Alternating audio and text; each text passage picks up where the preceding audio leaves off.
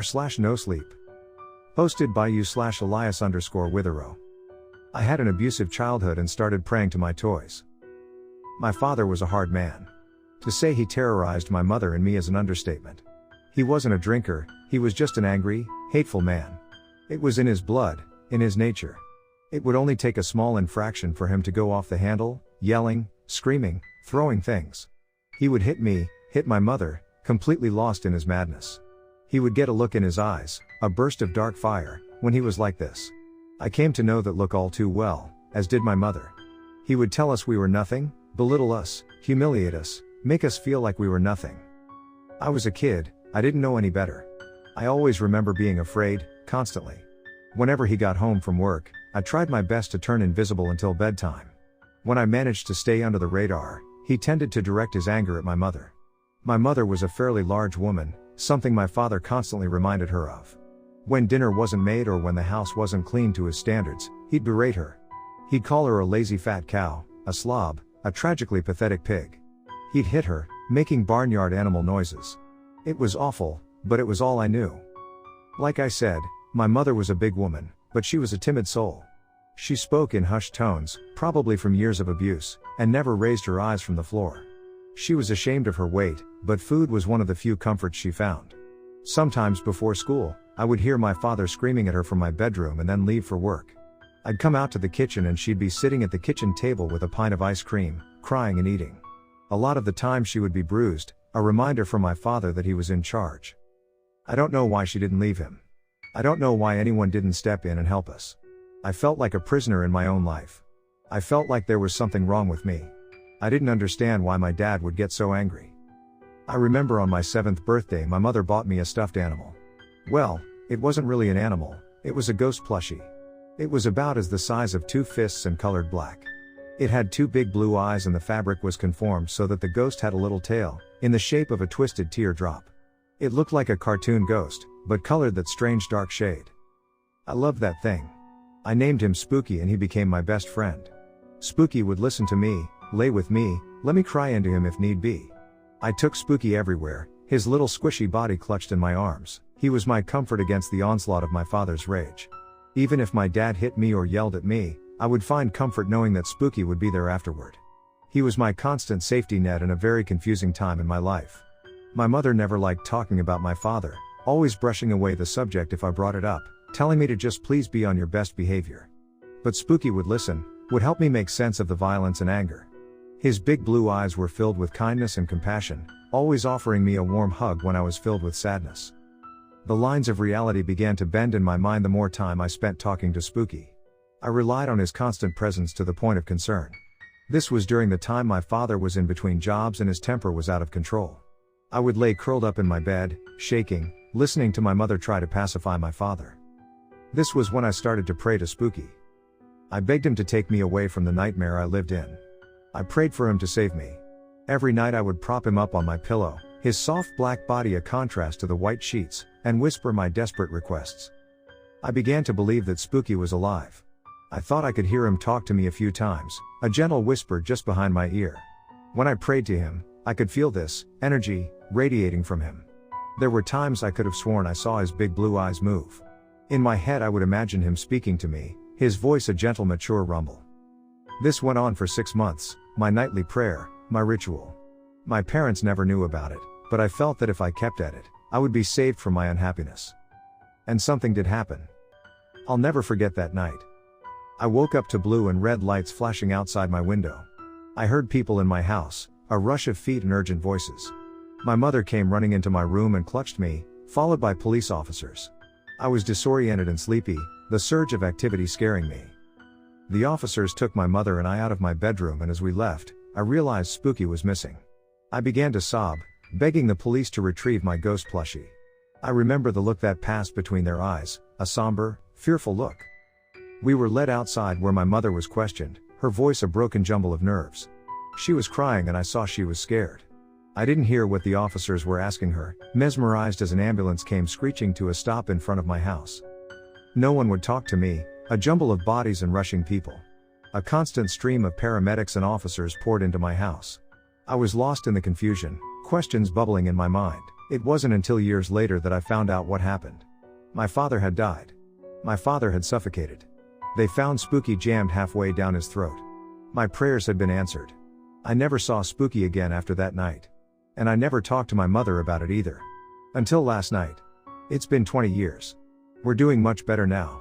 I have my own place, but insisted she move in with me. She's a broken woman, the years of abuse shattering her mind. She needs help with a lot of things, but we can still talk and find ways to laugh. She's my mom and I'll be with her until her soul leaves this earth. I'll be there to take care of her and tend her every need. Last night, after a couple drinks and a few hands of cribbage, I pressed my mother about that night. It had been on my mind lately, a constant nag that rose up from the darkness of a bad childhood. It was something I needed to clear my head of. It was a mystery that, with age, needed to be heard. My mom looked at me with sharp eyes and took another hesitant drink from her glass before answering. "You don't remember anything from that night?" she asked. I shook my head. Her eyes went wide. "You don't remember what happened?" "No, Mom," I said, placing a hand on hers. "All I remember is waking up in my bed to police sirens." She took another sip from her glass and set it down with a trembling hand. "Son," she started, her eyes dark and focused, "you came into our room that night, clutching that little ghost toy." I furrowed my brow at her. I had no clue what she was talking about. She licked her lips and wrapped her hands around mine. "Son, you told me you wanted to free us from your father." I felt my heart begin to race. "Mom, what happened?" Pain entered her eyes. You climbed up on the bed next to me. Next to your father. And you shoved the ghost down his throat while I sat on him and held him still. I've had never seen you like that before. It was like you were someone else. I knew I should stop you, knew I should do something, but..." Tears spilled from her eyes. "But I just hated your father so much that I let you kill him." My vision swam and I felt bile rise in my throat. Blackness crept into the corner of my vision and my stomach churned. I put a hand to my head and forced myself to breath. I looked up at my mother with desperate eyes. "No, Mom, that was Spooky. I prayed to him and he killed Dad. It had to be." My mother was openly crying now and she squeezed my hand. "No, son, it was you." Posted by you/Elias_Withero. Get up, wake up. The alarm was going off. That mind-tearing beep, over and over again, challenging me to a test of endurance. It was going to win. I dragged myself out from the clutches of my covers and took the 3 steps across my bedroom and slammed my open palm down on the off button. I stood there for a moment, dazed, and scrubbed my eyes with the heels of my palms. It was still dark out. The clock read 3 a.m. To me that translated into "go back to bed, idiot." I trudged into my kitchen and began to make coffee.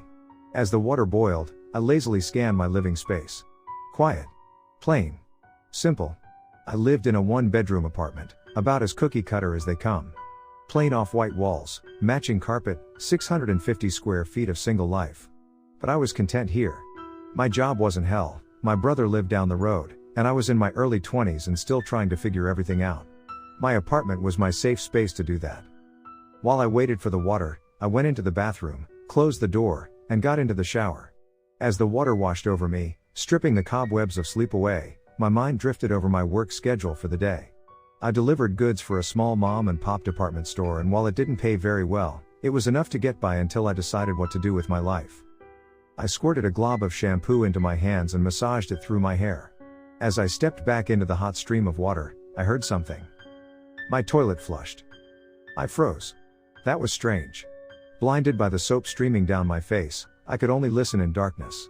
The toilet in my bathroom was mere feet away, separated from myself by only the shower curtain. Was there someone in the bathroom with me? I suddenly felt incredibly vulnerable, naked, and blinded. "Hello?" I asked, my voice shaking. Someone or something ran out of the bathroom. The sudden familiar noise put a spike of terror through my heart. I scrubbed my face under the water and forced my bloodshot eyes open. I slammed the water off and poked my head out from the curtain.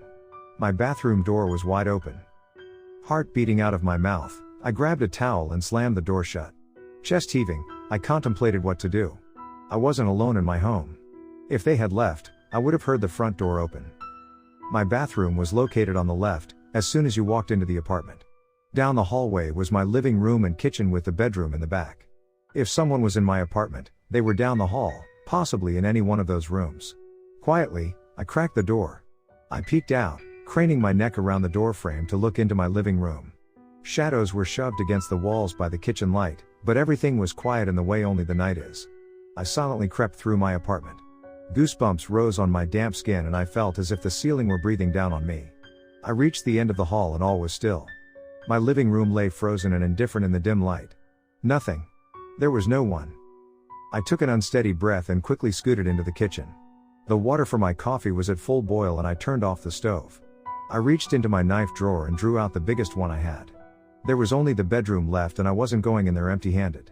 I stood for a moment, ears straining to pick up any kind of sound. The only thing I could hear was the muted thump of my own heart and the soft patter of water dripping off the ends of my hair onto the floor. I walked towards my bedroom, trying to force my eyes to see past the darkness inside the slightly open door. As I was about to push it all the way open, I paused. Was there a noise coming from in there? Gripping the knife tighter, I put an ear against the wood. Was that breathing I heard or just my imagination? Swallowing hard, I stepped back and then kicked the door open. Light from the kitchen spilled inside and for a second I saw 100 shapes all scrambling back into the darkness. A moment later I flicked on the light switch. Nothing. I drew a long shuddering breath and exhaled slowly. Tension flowing out of me, I walked back into my living room. I sat down on my couch, naked still, and almost chuckled. But I didn't because I knew deep down that I had not imagined those footsteps. A chill coiled itself down my spine at the thought, and I went to pour my coffee. That's when my phone beeped. A text message.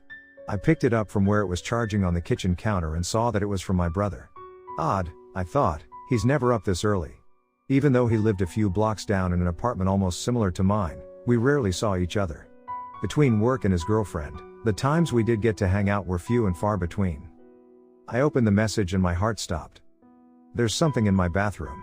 Before my eyes even finished reading the text, I got another one. It was a picture. The picture was of a shower.